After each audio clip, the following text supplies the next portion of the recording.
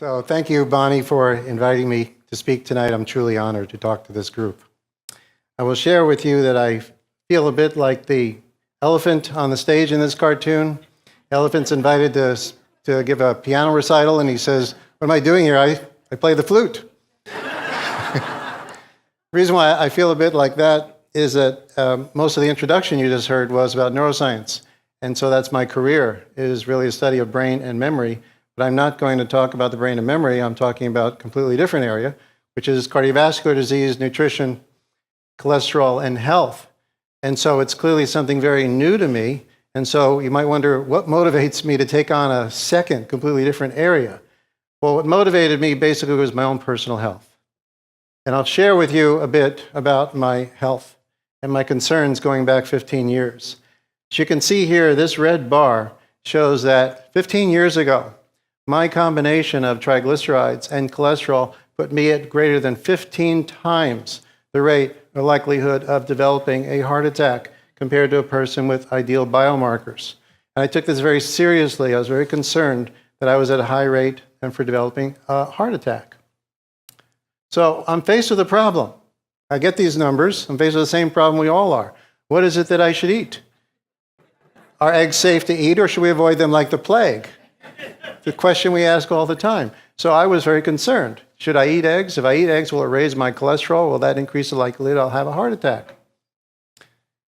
What really concerned me, though, is at some point after my levels stayed high, and I was on a low-fat diet, and the only thing that happened with that was that I gained more weight, and now I was about 20 pounds overweight, and 20 pounds heavier than I am now.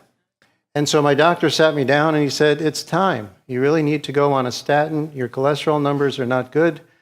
You've done your best," just as the commercial here says. And so again, I took it very seriously, but I guess I like to think that instead of going to the pharmacy, I went to the library. So I decided at this point I needed to learn all I could about cardiovascular disease and nutrition so I could actually treat myself, or at the very least understand that maybe it was necessary for me to take the medication. So I've devoted the past 10 years to learning about heart disease and nutrition, and I'm going to share with you what I've learned here tonight. So this is what we're bombarded with. We see fear of saturated fats. Saturated fats will raise your cholesterol and in theory then cause you to have a heart attack. So you want to eat lots of foods that then will lower your blood cholesterol. So you see all this obsession here. We're covered with advertisements that emphasize that we need to lower our cholesterol and not eat saturated fat. And of course, what we have are drugs that reduce the cholesterol. Those are the statins. And so we want to take drugs such as Lipitor or Crestor to lower our cholesterol and therefore reduce the risk that we'll have a heart attack. So the two topics that I'll cover tonight are, the issue is to limit consumption of cholesterol and saturated fat, and also to have serum cholesterol levels as low as possible. And what I'm going to try to convince you of in the next 45 minutes is that this is entirely wrong.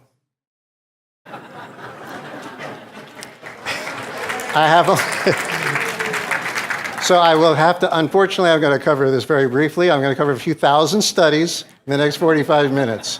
But we'll see if I can give it a go and get it done in time. So we have a little history here. The very first person who actually was obese and did something about it, lost weight, and then in fact wrote the first diet book, was this fellow named William Banting, who lived in London, middle of the 19th century. So Banting was overweight. He had typical obesity kind of problems. He was over 200 pounds, 5'5". His doctor actually prescribed that he limit and completely eliminate carbohydrates. So he eliminated potatoes, bread, and sugar, but he was allowed to eat as much meat and other animal products as he wanted. It was a success. He lost quite a bit of weight. He got down to a good level and lived into his 80s, which isn't bad for mid-19th century London. The reason why we know about this is he actually wrote a book describing what he ate and his weight loss called The Letter on Corpulence. He sold 10,000 copies in London. It's a very famous book basically describing the importance of reducing carbohydrates in his diet, which was effective. You then have in the US, doctors are noticing that people are becoming obese, becoming prevalent. And one doctor who was treating people who were overweight decided to write a book, How Nature Cures. And right on the cover of the book, you can see here it says, a statement of the principal arguments against the use of bread, cereals, pulses, which are beans, potatoes, and other starch foods. And he's emphasizing that an obese person can be given a diet of meat, and if you exclude the bread and potatoes, they will lose weight. Once they start eating the bread and potatoes again, their weight will increase. So specifically, you're seeing in the 19th century, doctors are noticing the association of consumption of foods high in carbohydrates and obesity. Now, there's a massive amount of literature that I can't cover for the first half of the 20th century, but I think what's very useful is that we have a leader of the field in the 1950s. His name was Alfred Pennington. Ran a clinic to help people who were obese at risk for heart disease, published in all major medical journals. And here you'll see from one of the papers what he recommended that obese people should eat. 1/2 pound or more of fresh meat with the fat. In fact, he emphasizes the meat does not have enough fat. You should buy fat specifically and add it to your food. Yeah, it's funny now, but this was medical science in the 1950s. And what is it that he said you need to eliminate? Once again, for almost a century, no bread, flour, or sugar. Okay? So you see consistently the emphasis on reducing carbohydrates in the diet. For someone who is obese, they lose the weight. And so when we get to 1972, I think it's important to understand that with Atkins' book that came out, it followed over a century of research, emphasizing that it's the carbohydrates that increase weight, and the reduction in carbohydrates in the diet helps obese people to lose weight. And in fact, if you compare the two, they're remarkably similar. The Atkins diet was not a fad diet. Frankly, it wasn't revolutionary. The idea had actually begun in 1863 with William Banting's book. So it's over a century in which doctors have been showing that by reducing carbohydrates in the diet, you can lose weight. And so the rub on the Atkins diet, of course, is you lose weight, but you're still going to have a heart attack. You just leave a thinner corpse.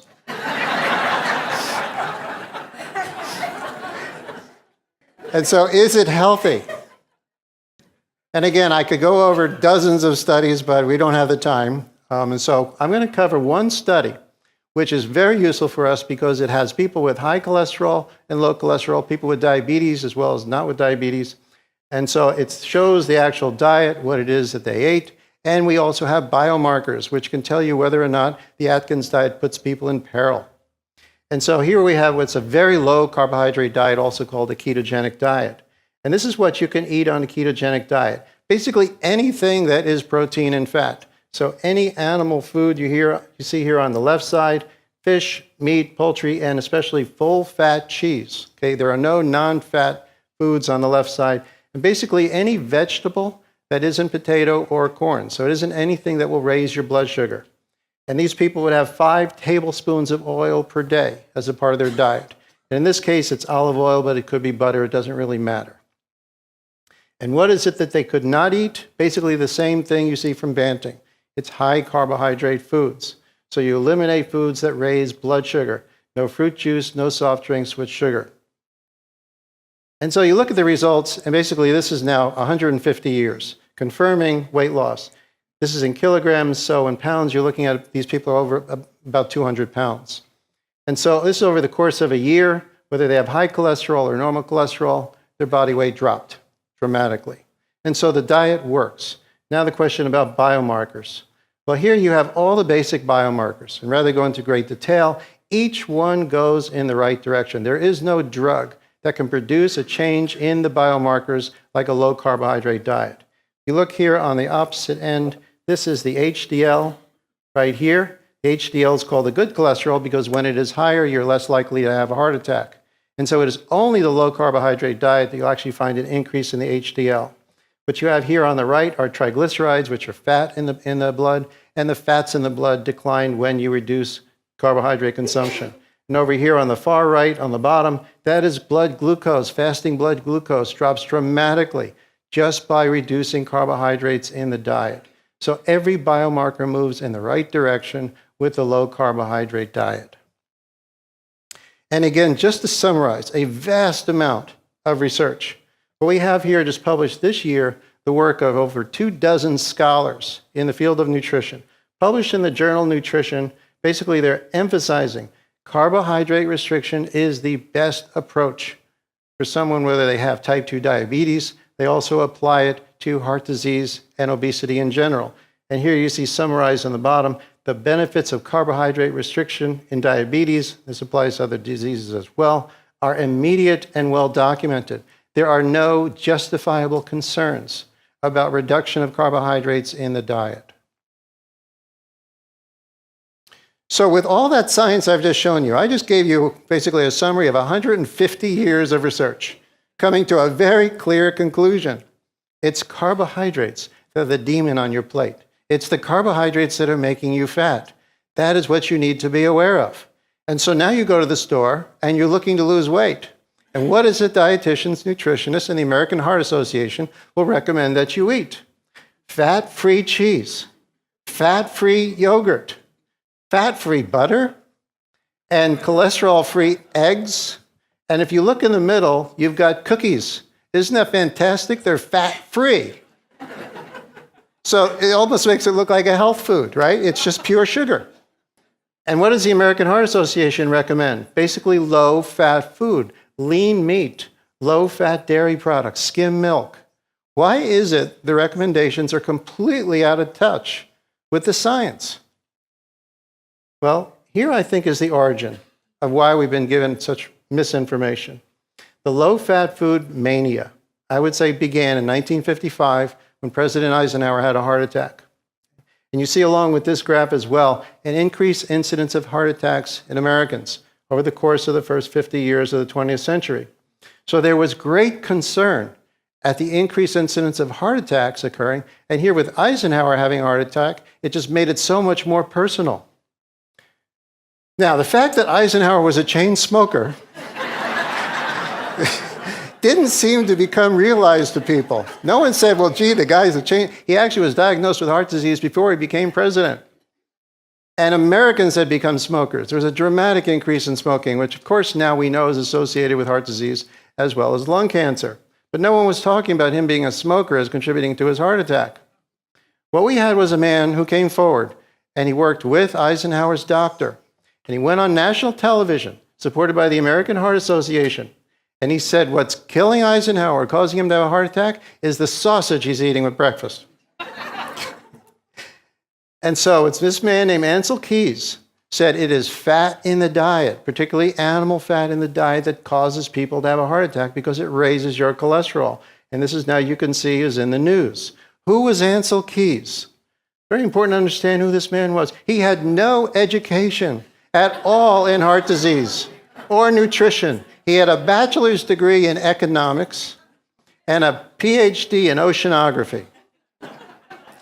Ancel Keys had languished in obscurity for decades. He studied fish physiology. He conducted one study, basically I consider unethical, in which he starved conscientious objectors of World War II. But this is basically the extent of Ancel Keys' experience with nutrition and cardiology, which is nothing. What was his actual experience? Well, while he was on sabbatical after World War II, he visited Italy. And he saw thin Italians, and he was told that they didn't have heart attacks. So he decided that it was because they weren't eating much meat, they didn't have much saturated fat, that is why they weren't having heart attacks.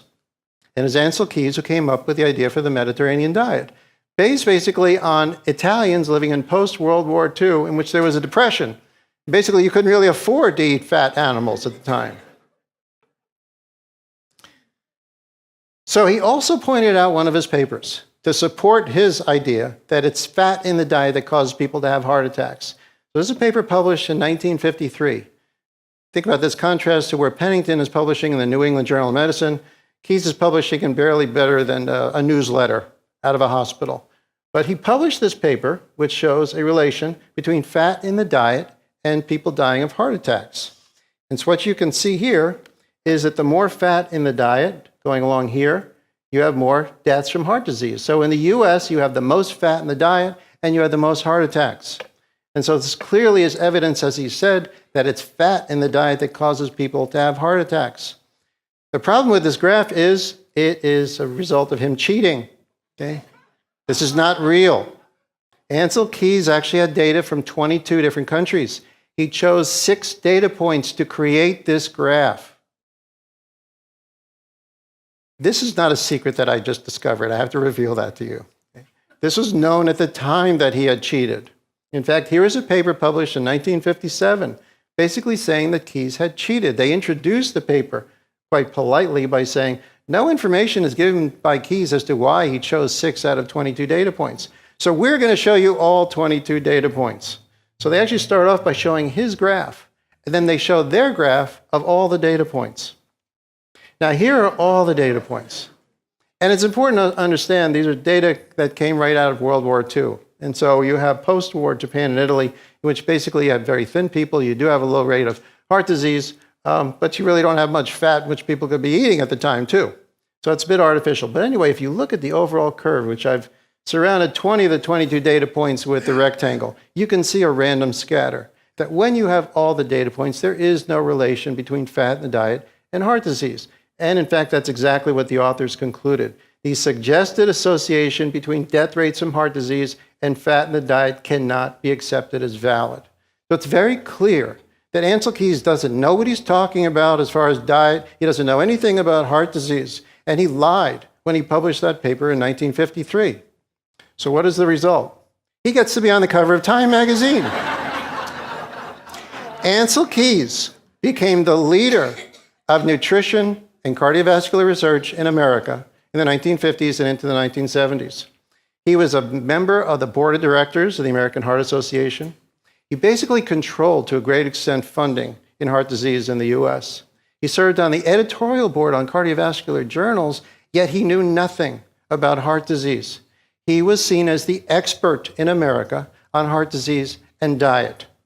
And what did he say in that paper in 1961?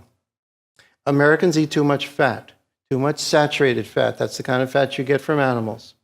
It raises cholesterol, damages your arteries, and leads to coronary disease. The only sure way to control cholesterol is to reduce the fat in your diet to 15% of total calories. And you've got to cut saturated fat to 4%. It's really important to point out, he made up these numbers. There were no studies that supported this idea at all. He didn't propose this as his idea, he proposed this as fact. Now, to me, this would just be sort of a footnote to history to show that Ansel Keys' ignorance followed by good science means we no longer follow it. But what happened was he was such a dominant figure in the American Heart Association that you see in their current recommendations. You go to the American Heart Association website, it still follows Keys' original recommendations that if you eat saturated fat, you'll raise your cholesterol, you'll increase the likelihood you'll have a heart attack. The American Heart Association currently recommends that you have only 5 to 6% of your calories from saturated fat. They continue to recommend that people have margarine rather than butter. The same thing Keys said in 1961 without any justification. And the remarkable thing is, if we actually look at the data of what were people consuming in the 20th century and up until the 1950s, specifically looking at butter and margarine, what you find here on the blue line is in the 20th century, consumption of butter was stable up until World War II, in which it declined dramatically. Margarine, on the other hand, is increasing in consumption with World War II, and this is when you're finding increase in heart disease. So if anything, it's the margarine that people are consuming in conjunction with smoking that explains why there's an increase in heart disease in the US in the first half of the 20th century. Now, let's see what Keys recommended. Basically, we should all eat like starving Italians. Okay? That's the Mediterranean diet. Very low fat, 15% of the calories from fat, 4% from saturated fat, based on what he saw in Italy. Well, let's actually look at the data. Okay, this is published in 2012 British Journal of Nutrition. And here you are seeing individual countries, all the countries of Europe, and plotted basically on the amount of fat they consume, and specifically this is saturated fat. The amount of saturated fat they consume versus the rate of death from heart disease. And what you actually find here is more fat in the diet is associated with less deaths from heart disease, the complete opposite of the graph that Keys created in 1953. Let's look at the data point that's at the very extreme, right here. The people who eat the most fat and have the least heart disease. France, okay? The French are truly horrible people. They don't respect the American Heart Association at all. They have an absolutely anti-American Heart Association diet, and Keyes refused to acknowledge that the country even existed. In France, they have over about 40% of their calories are from fat, and over 15% of the calories from saturated fat. And I like the quote here, T.H. Huxley, who said, basically, it's a tragedy of science when you can slay a beautiful hypothesis by an ugly fact. The ugly fact is the French. And what do we call that ugly fact? That ugly fact, let's move the data over, and that ugly fact is called the French paradox. You know, as scientists, we develop hypotheses, and hypotheses are supposed to enable us then to do tests. And when the hypotheses fail, we change the hypothesis. But only in the field of nutrition and all the history of science, when you have data that are opposite, that don't support the hypothesis, you dismiss them and you call it a paradox. Paradox is always used in nutrition when the findings are not consistent with what the American Heart Association and Ansel Keys said. What you've got with the French is they don't have olive oil, they don't eat olive oil, they eat butter. And they eat pate, a diet heavy on liver and saturated fat. And look at this, is so horrible. This woman here, this is what the French people all look like. Well, all right, they don't all look like her. But the French paradox, of course, is these people eat so much fat as a percentage of their calories, and yet they have a very low rate of heart disease. Not only that, they're annoyingly thin. Here you see countries around the world, and you've got the Americans up here, the fattest people in the world, eating lots of low-fat food, and here are the French down here, less than 10% of them are obese. If you go to France and you see an obese person, it's probably an American on vacation.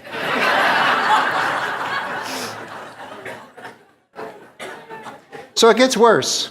Now we have politicians telling us what to eat. George McGovern, 1977, got a committee together to tell people what kind of food they should eat. And so George McGovern, against actually recommendations by experts at the time, because he was on a low-fat diet, he decided Americans should all be on a low-fat diet. So his committee came up with a book, Dietary Goals for the United States. They basically said it's saturated fat that is causing people to become fat and to have heart disease. It was McGovern's goals for the United States that then led to the food pyramid. It's produced, by the way, by the U.S. Department of Agriculture. And so if you look at the base of this pyramid, 6 to 11 servings of bread and cereal and other grains per day. Okay. And so this is what was guiding Americans in the 1970s into the 1980s. And so what happened? Well, people started eating fat-free food, and what we also had was high fructose corn syrup developed at this time. And the great thing about high fructose corn syrup is you keep going back and get refill after refill, and it doesn't cost you anything. Super cheap sugar led to increased consumption of carbohydrates beginning around 1980, and whereas the fat and the protein are relatively stable. And the result of increasing consumption of carbohydrates and overall more calories is that people got fat. Americans got fat as a result of the demonization of fat. And so you see we now have increasing obesity that basically began at the time when people are now increasing consumption of carbohydrates. People got fat. Now, the good thing is science ultimately prevails. Good science prevails. And so what we've had actually in the last 5 years are people coming out and basically saying, you do not need to fear fat in your food. You need to fear the carbohydrates. Restrict the carbohydrates. Here is a recent editorial in the Journal of the American Medical Association emphasizing the limit on fat presents an obstacle to sensible change. It actually promoted consumption of harmful low-fat foods. What we need to target are the carbohydrates, is what this is showing. And there are now numerous studies coming out emphasizing that the guidance has been wrong. And in fact, Time kind of chronicles this. We began with Ansel Keys and the misinformation in the 1950s, and now we have the cover of Time saying, eat butter, it's safe to eat again, okay? So the fat has been exonerated. It's now really the carbohydrates. Anything that raises blood sugar rapidly ultimately causes harm. And that is a summary of the first part, okay? That what we need to do is target carbohydrate consumption, reduce carbohydrates. The science has been bad, okay? And it's been promoted ultimately by the low-fat food industry and the American Heart Association. Next section. Now let's talk about cholesterol. Okay, cholesterol phobia. Everybody's afraid of cholesterol in their blood. Clearly, cholesterol must be toxic. For whatever reason, the liver makes this cholesterol, and it has one goal and one goal only, and that is to block your arteries. And so here you see cholesterol, which is like some sludge in your arteries. You got to lower your cholesterol. Here's your heart is afraid of the cholesterol. And of course, we now have almost half of all Americans aged 60 years and older that are taking some kind of medication to reduce their cholesterol. So let's talk about why it is that we fear cholesterol. Well, if we look at the origin, it actually began in the first half of the 20th century, and perhaps the primary science was that you have people who have what's called disease, which is hypercholesterolemia, which you have very high cholesterol, and you also have cholesterol in your arteries. And so when you find a blockage in the artery, you find cholesterol within that blockage. So therefore, cholesterol in the blood seeps into the arteries, causes a blockage, and therefore causes a heart attack. And you do see an association of people who have high cholesterol, and they have more heart attacks. That's reported in this paper. So it's really very simple then. Is the association of cholesterol with heart disease, is it a causal influence? So I have up here, do police cause crime? Wherever you see crime, you also see police. So it's very simple. Police must be causing the crime. You want to eliminate crime, just eliminate the police. Well, the same kind of logic applies to cholesterol. So if cholesterol actually causes heart disease, then people with high cholesterol should die from heart disease at a relatively young age. That's rather straightforward. And if cholesterol is actually causing heart disease, then lowering cholesterol should be very consistently found to reduce the incidence of heart attacks. Two very straightforward predictions. So let's look at that. Well, here is the first major study, and still the largest study ever, on people with extremely high cholesterol. Over 1,000 people studied over a long period of time, 1966, Journal of Medicine. And what does it say? We found no evidence that high cholesterol shortens the life of people, either men or women. And in fact, it's clearly compatible with survival into the 7th and 8th decades. So one of the most important studies ever published that actually followed people over a long period of time says that having high cholesterol does not kill you at a young age, does not cause you to die of a heart attack. There's another study in which people with extremely high cholesterol, well over 300, so they're diagnosed with hypercholesterolemia. These are people 60 to 74 years of age. Total cholesterol is about 330. And so we have here, it's in the danger zone. The American Heart Association recommends you actually be below 200. So you're 60 years of age, you're now followed for 10 years to see who will die of a heart attack, who will die of any cause. That's how this study is conducted. You follow them for 10 years and look at their rate of death from a variety of different causes. So we have here on 100, the 100% is the rate of death in the general population. That means everybody's dying. Eventually everybody dies. But what this is actually saying is the rate of death over that 10-year period. And so if the rate of death of this group of people is greater than the general population, then they will be greater than 100%. They will be dying at a greater rate than the general population. But if they're dying at a lower rate than the general population, then their rate will be less than 100. We look at the rate of death of people whose cholesterol is 330, and what we find is a 31% reduced rate of death. If you are 60 years of age and your cholesterol is 330, and you go to your doctor and you say, if I don't lower my cholesterol, what's the likelihood that I will die in the next 10 years compared to someone who lowers his cholesterol? Well, the doctor's saying, forget about it. Don't even think about it. You need to get your cholesterol down. But the answer is right here. You have a 31% reduced rate of death if your cholesterol is screamingly high, if you are 60 to 74 years of age. And this did not escape the notice of the authors. They made it very clear. Men and women over 60 with super high levels of cholesterol did not have an increased rate of death, either from heart disease or any other cause. A striking finding was the reduced rate of death from heart disease with advanced age. And I don't have time to go over the dozens of other studies that are very consistent with this finding, that you will live longer, you will be healthier if you have high cholesterol and you're over the age of 60 than if you have low cholesterol.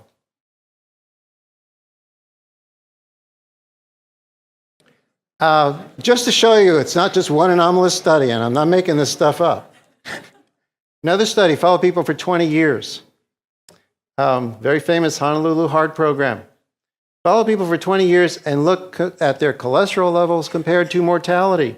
And what you find is increased mortality in older people who had low cholesterol. They died at a much higher rate than the people who had high cholesterol. And I like their interpretation. We have been unable to explain our results. That's about as candid as scientists will get. And they go on further to say these data cast doubt on the justification for lowering your cholesterol levels. And another thing about low cholesterol levels is you are less healthy if you have low cholesterol and you're over the age of 60. Low cholesterol has been repeatedly shown to be associated with a significantly higher rate of cancer. And here is just one of the studies showing increased risk of cancer, and in this study, hemorrhagic stroke and heart failure. You are less healthy if your cholesterol is low than if it is high. Now, if not cholesterol, then why is it some people with high cholesterol do have heart attacks? Well, here's a very important study that helps us to understand what actually causes heart disease.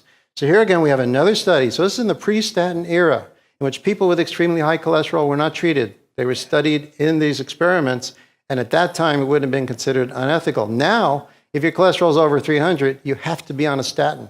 It would be considered unethical. But in this study, we look at these people who have very high cholesterol. Total cholesterol is over 300, and we actually can look at the different components as well. The LDL, which is called the bad cholesterol, is equivalent in these two groups. HDL and triglycerides, they're all equivalent. This two groups, the same levels of cholesterol, but the one in red has heart disease. The one in blue does not have heart disease. So what's the difference between the two groups? The difference is clotting factors. The people who have more clotting factors are the ones that had more heart disease. Those are the ones diagnosed with heart disease. So what you have here is FB is fibrinogen, and factor 8 is another clotting factor. So these people can have high cholesterol, but what matters is how much in the way they have in their clotting factors. That is, do their platelets get sticky and then block their arteries? So the clotting factors are crucial. And in fact, if you look at clotting factors, independent of age, you find a very consistent relation between fibrinogen, which is the major clotting factor, and death from heart disease as well as stroke. So here you have fibrinogen levels of people of a broad range of age for stroke as well as heart disease. In either case, what you find is a strong association of clotting factors with death from cardiovascular disease. This is independent of the cholesterol levels.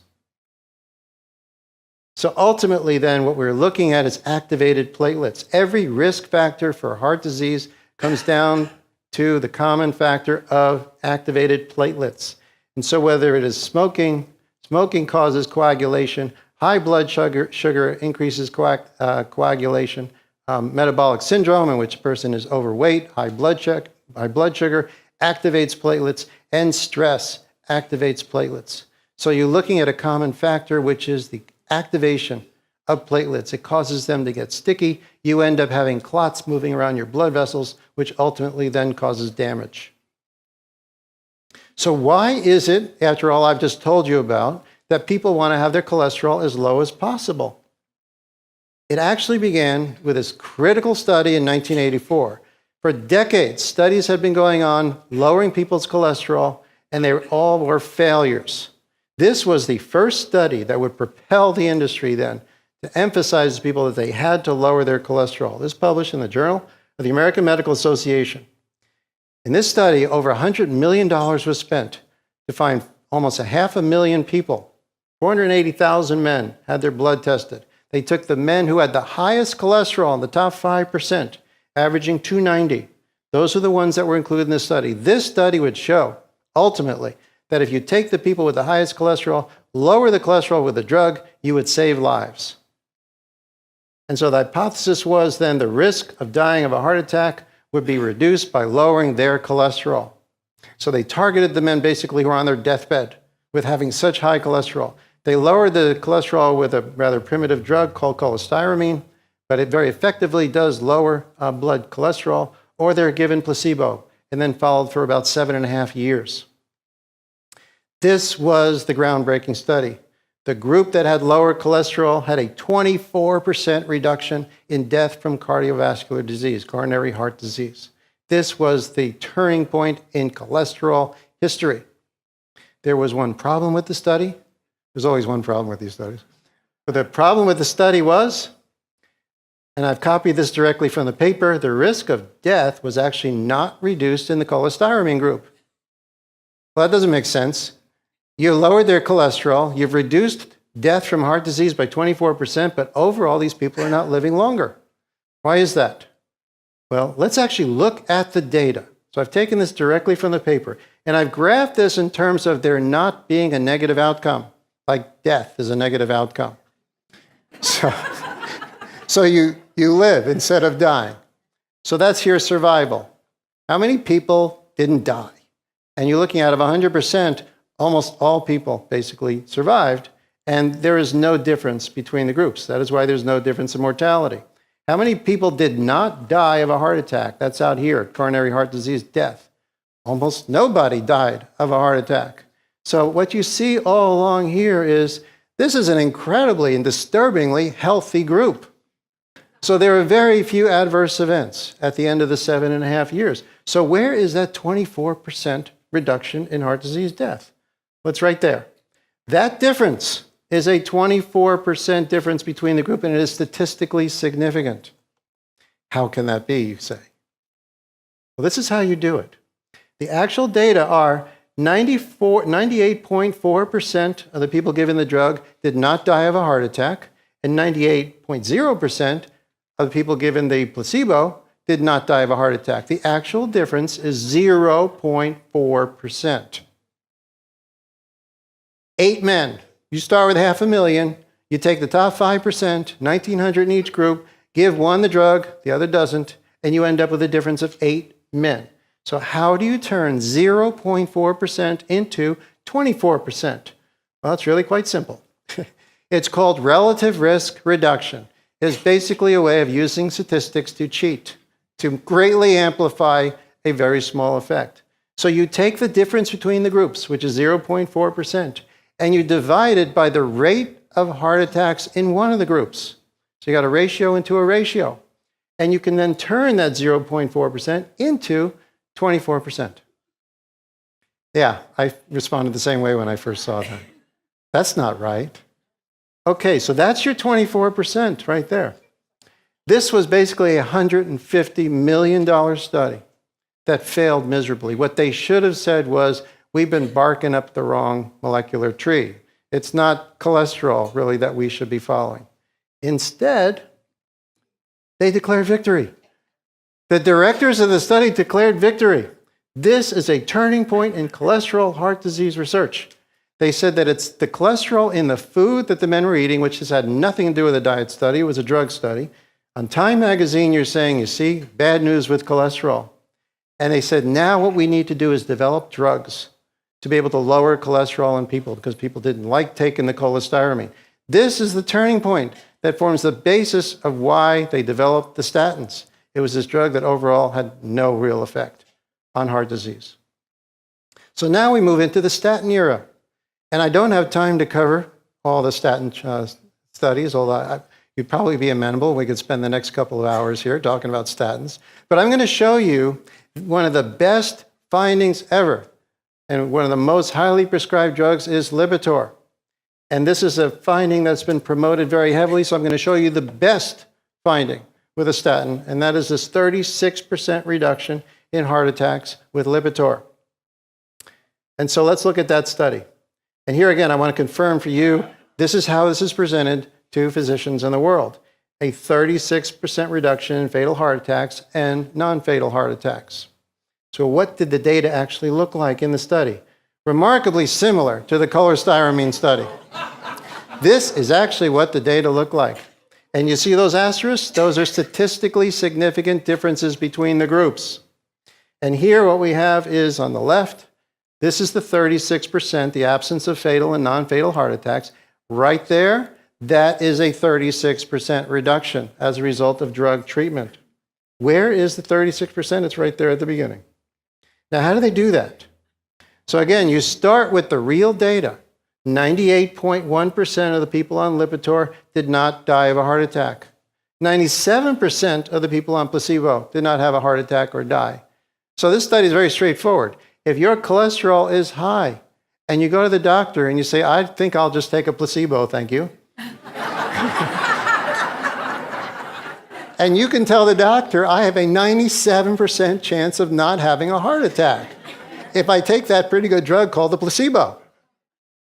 But the way you calculate the 36% is to take that difference, which is 1.1%. And how do you take the 1.1% and turn it into 36%? It's the same game that was played in 1984.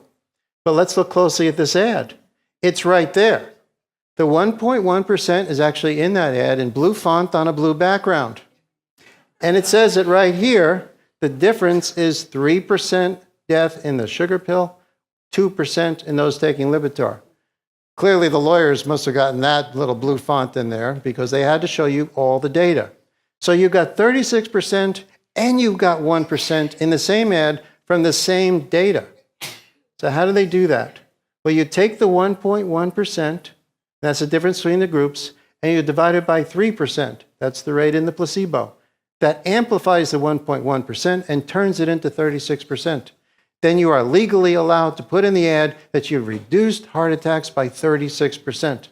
But the actual effect, as you can see, is right there. That is a 36% reduction in heart attacks with Lipitor. That is what the wonder drug does. It actually changes the rate of heart attacks by 1% compared to placebo.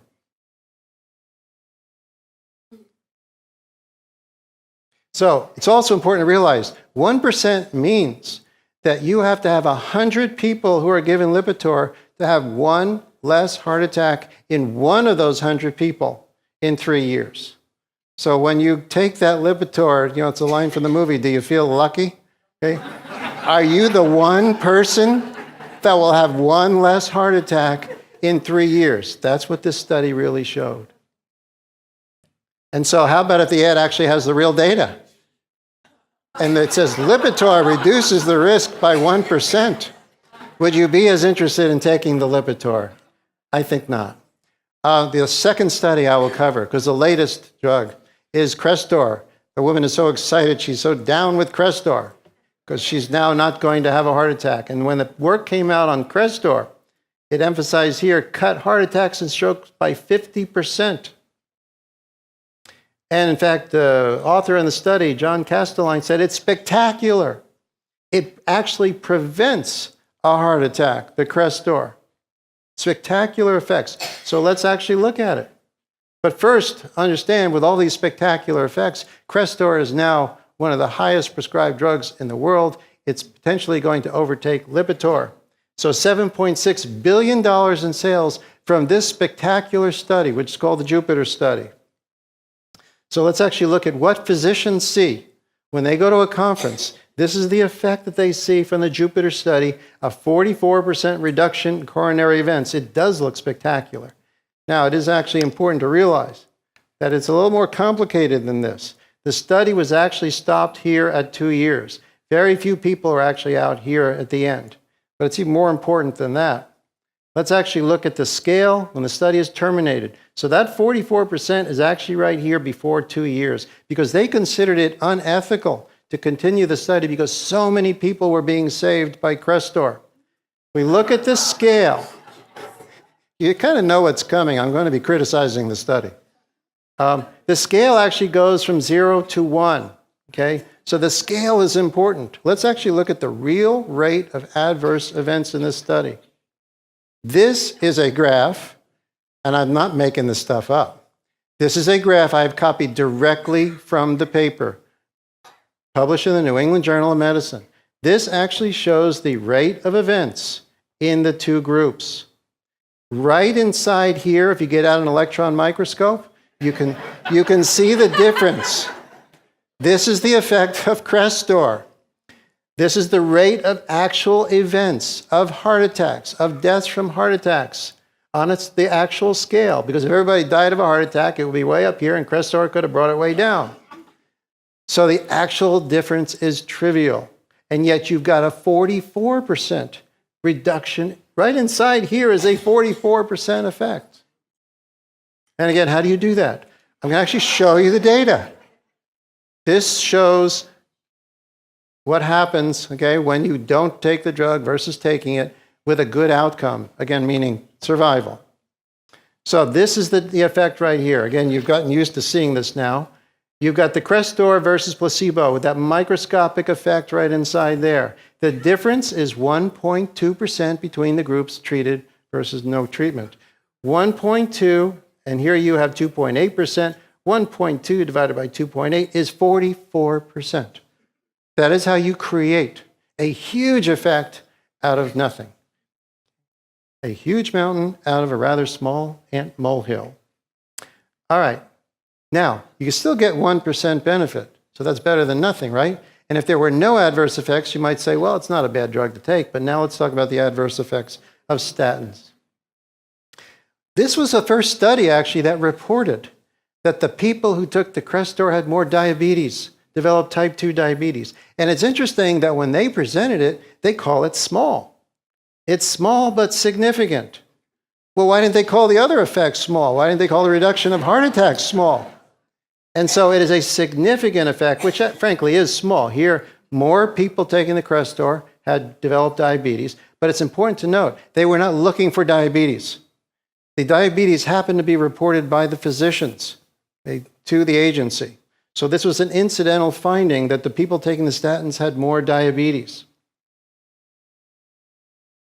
When you actually look for diabetes, which means you test people's blood sugar at the beginning of the study, and they take the statins then for 6 years, then you find a dramatic increase in the incidence of diabetes. Here is a 6-year study showing that people given the placebo, about 6% of those developed diabetes, but almost 12% of the people taking the statins developed diabetes. So these are healthy people taking the statins, and you now have almost doubling the rate of type 2 diabetes developing as a result of taking the statins.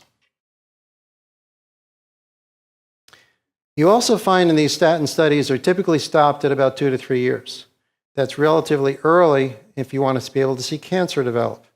We already know that low cholesterol is associated with a higher rate of cancer.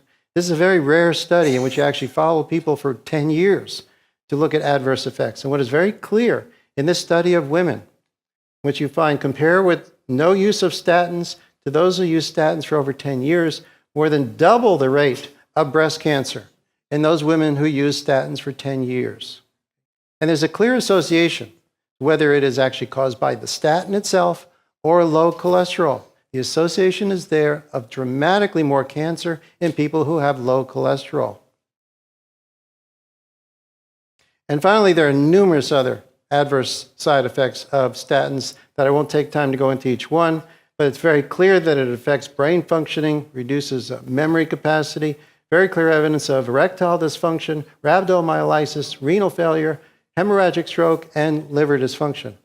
All to get that 1% better than a placebo effect for heart disease. And so sometimes people have said, well, I can talk about this in a group, especially not to physicians, but first I'll tell you I have been lecturing to cardiologists. I've lectured at cardiology conferences.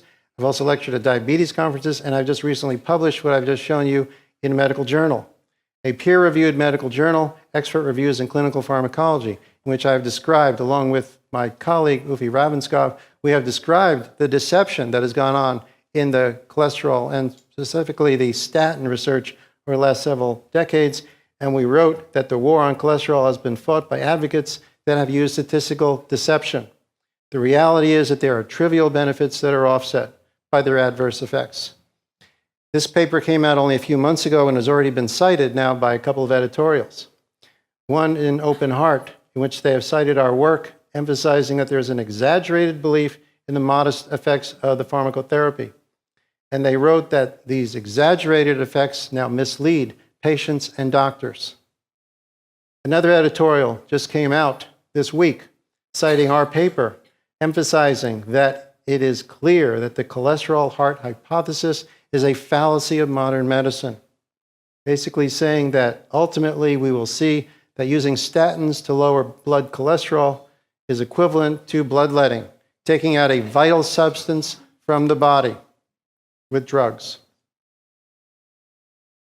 So I'll finish by saying that I have benefited by the vast amount of work of my colleagues, of MDs and PhDs, and here is just a subset of the work that's out there. Outstanding scholarly books written by MDs and PhDs. You have 3 examples here at the bottom, and a colleague of mine, Dr. Paul Roche, wrote that the belief that heart disease is due from high cholesterol and saturated fat has been perpetuated by powerful forces using tactics to preserve the profits and reputations of those who promoted this doctrine.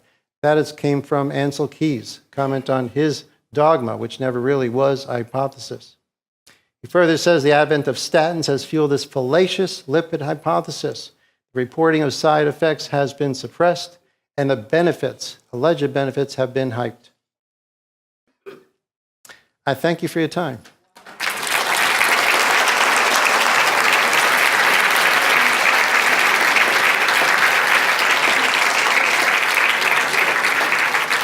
Would anyone care to comment, provide any accolades, compliments? Yeah. Yes. Very, very informative. But I have a question on your low carb. Is fruit included?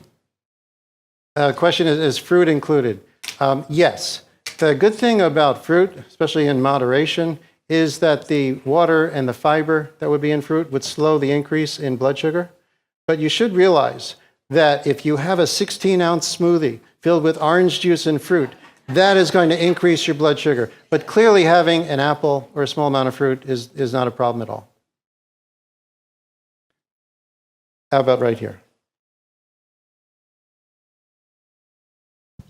This may be a little off the subject, but I'm sure you're familiar with it. Many of the cardiologists prescribed 81 milligrams of aspirin per day. And lately there have been some television programs on this that perhaps it's bad for you. I've just wondered if you've looked into that at all and whether it is or is not. Yeah, this is where deception reaches its highest level in the recommendation that people have a baby aspirin. You call it a baby aspirin, it sounds like it's so harmless. Bayer has been petitioning the FDA for the past 15 years to be permitted to say in advertisements that if you take an aspirin, it will reduce the chance you'll have a heart attack, your first heart attack. And so they very carefully make their television commercials appear as if when you get that note that says your heart attack will happen today, if you had taken a baby aspirin, you would not have a heart attack, and that is not the case at all. So the adverse effects of taking a baby aspirin are bleeding, hemorrhagic stroke, as well as ulcers. So first of all, a healthy person should not be taking a baby aspirin. There is evidence that actually after a heart attack, or at the time of the heart attack and soon after, that an aspirin can help, primarily because it's reducing clotting. But basically, there isn't good evidence that a person should be on baby aspirin for a long period of time. Yes. Oh. I'm sure not the only one who noticed the serious lack of bacon on the buffet tonight, by the way. I kind of have 2 questions. One is, I understand the bias with the pharmaceutical companies, but what would be the motivation for the Heart Association or for doctors to perpetuate the myth? And secondly, I understand sugar is a problem, but is there a way to treat the high platelet issue? So you covered motivation of the American Heart Association, which perhaps the fact that they're very heavily sponsored by the margarine industry is a factor. They've been heavily sponsored by the liquid oil, corn oil industry for decades. But perhaps, we can leave that to speculation as to why.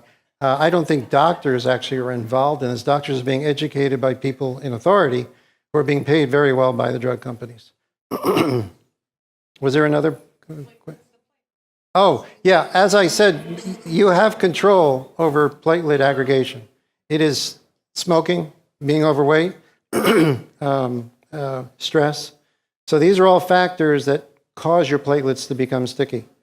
So these are factors that are also under your control.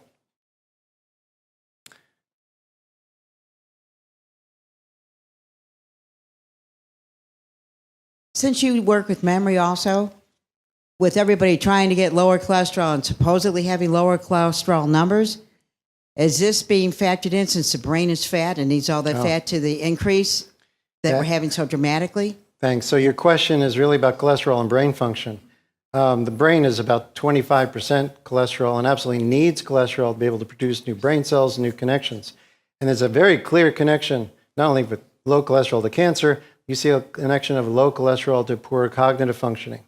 And so the extensive evidence that you find of statins reducing cognitive function is consistent with the idea that basically if you starve the brain of cholesterol, it just doesn't function very well.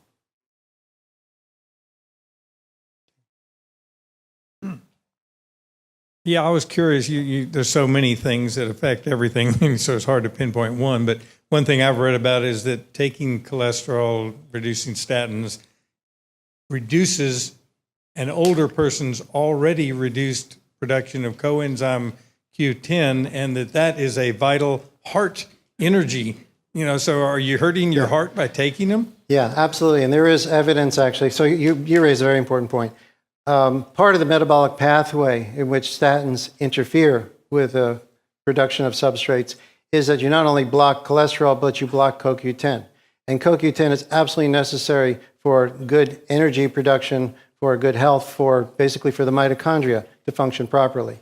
And so, yes, absolutely, there's evidence that you're damaging your muscle. You're damaging your heart muscle by reducing the CoQ10. And the industry's response to that would be, well, then take CoQ10 supplements, which actually have not been shown to reverse the damage to the muscles. We have time for one more question. In the back. You alluded to in the beginning the cholesterol and the plaque and the hardening of the arteries. Is there a relationship with, in terms of high or low cholesterol or a high or low fats as to whether a person will get plaque buildup in the arteries? Thank you. That's a great question. The remarkable thing is that the more fat you eat, and in fact, the more high-fat cheese that you eat, the less calcium will build up in your arteries, the less your arteries will be stiff, the less damage there will be to your arteries. It's a remarkable finding, actually, and what's really important is that along with the high-fat cheese and other high-fat foods, you actually have vitamin K2, which helps to direct the calcium into the bones. And if you don't have enough K2 from animal products, then the calcium just drifts into the arteries, and that contributes to hardening of the arteries. The arteries get damaged, and then the cholesterol is actually used to repair the damage. It's also used by the immune system to attack bacteria and viruses that are causing the damage. So the cholesterol really is analogous to what the police are doing at the scene of the crime. Let's thank our speaker.